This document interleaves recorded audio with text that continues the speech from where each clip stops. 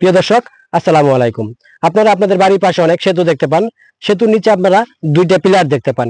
আপনাদের অনেকের মনে প্রশ্ন থাকে, এই দুইটা পিলারের উপরে এত ভারী ভারী গাড়িগুলা কিভাবে চলাচল করে। আসল ঘটনা হচ্ছে, সেখানে মাত্র দুইটি পিলার আপনারা চোখে দেখলেও দুইটি পিলার থাকে না। দুইটা পিলারের নিচে একটা বেজ তৈরি করা হয়। সেই বেজের নিচে অনেকগুলা পিলার থাকে।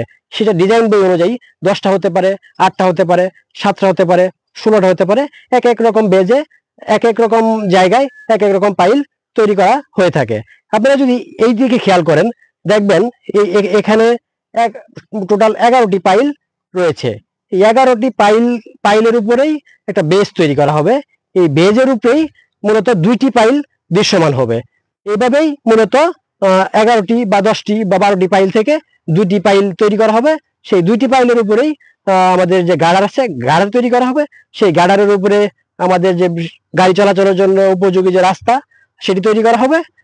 সেটার উপর দিয়েই আমাদের গাড়িগুলা চলবে। এতক্ষণ সাথে থেকে ভিডিওটি দেখার জন্য ধন্যবাদ।